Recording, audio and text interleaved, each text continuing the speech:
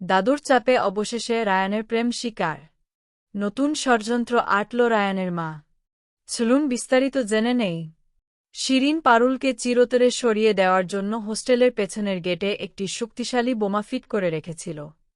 কিন্তু পারুল সেখানে পৌঁছামাত্রই তার তীক্ষ্ণ বুদ্ধিতে বুঝতে পারে যে গেটটি নাড়া দিলেই বড় কোনো বিপদ ঘটতে পারে।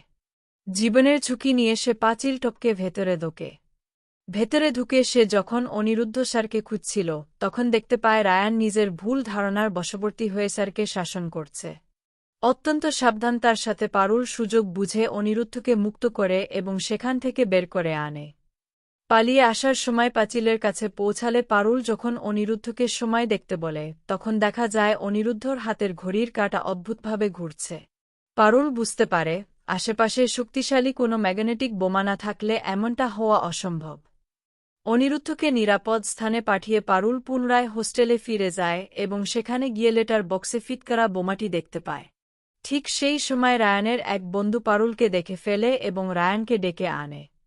প্রথমে রায়ান পারুলকে ভুল বুঝলেও বোমার ভয়াবহতার কথা শুনে সে পারুলকে হারানোর ভয়ে শিউরে ওঠে। কিন্তু পারুল বিচলিত না হয়ে নিজের উপস্থিত বুদ্ধি কাজে লাগিয়ে অত্যন্ত ধৈর্য ও সাহসের সাথে বোমাটি নিষ্ক্রিয় করে। দূরে দাঁড়িয়ে থাকা শিরিনের সব পরিকল্পনা ভেস্তে যায়।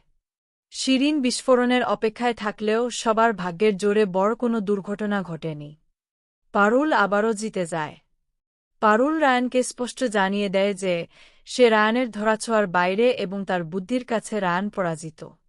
রায়ান যখন অনিরুদ্ধর ঘরে গিয়ে তাকে খুঁজে পায় না তখন তার জেদ আর দম্ভ ধুলোয় মিশে যায়। সে দ্রুত বাড়িতে ফেরে, যেখানে দাদু তাকে পারুলের প্রতি তার অনুভূতির কথা সরাসরি স্বীকার করতে বাধ্য করেন। কিন্তু গল্পের মোড় অন্যদিকে ঘোরে যখন রায়ানের মা মনে মনে প্রতিহিংসার আগুন জ্বালিয়ে রাখেন। তিনি প্রতিজ্ঞা করেন যে এই বিয়ে তিনি কোনোভাবেই হতে দেবেন না। আপডেট পেতে চ্যানেলটি সাবস্ক্রাইব ও বেল আইকনে ক্লিক করে রাখুন।